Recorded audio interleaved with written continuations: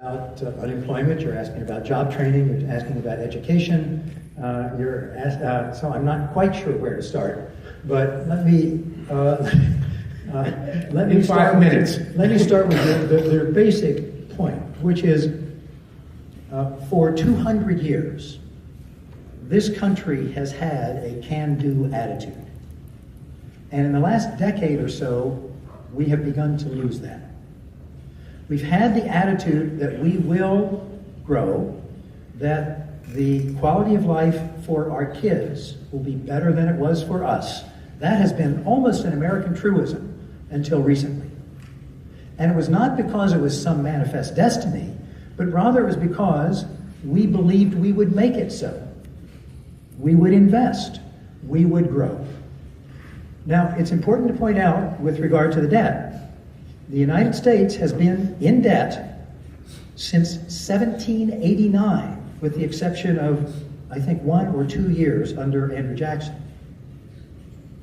We have been in debt, but we have grown well. I might ask if there's anybody here in the audience who has a mortgage. Yeah. In many cases, that mortgage is probably comparable to your annual salary. Or more? Or more? No, because this is a mortgage for most of you, I hope, it's a mortgage you can handle. Yes, the United States has a debt.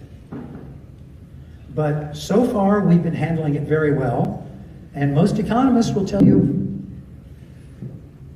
for now, we're not in trouble of handling it. It's not even causing inflation. We have the lowest interest rates we have seen in our lifetime. So that's what I mean by this fixation. If we could get back to the attitude that by investing of course means spending money, but by investing we can grow stronger, we will in fact grow stronger, because it is our anti-investment attitude that is stopping us. That's true in education. We've cut back on Pell Grants. That's true in research. The National Institutes of Health now has falling federal revenues. The National Institutes of Health. Same for NSF and other agencies. For infrastructure, I don't need to tell you that the physical, concrete and rebar infrastructure is failing, but also we are failing to invest in broadband for all and any number of other things that we can do to strengthen the infrastructure for small businesses, those things that will be available to help them function. So there are lots of investments we can and should be making. I find it very useful to think back, to look at examples. There are a few people here in this room, I'm guessing, who are old enough to remember something called the GI Bill. 1944. Now, where were we in 1944? We were at war on 2 fronts. We were in debt like we have never been before or since. We, it could have been said, could not possibly have afforded to send millions of kids to college who didn't intend to go to college.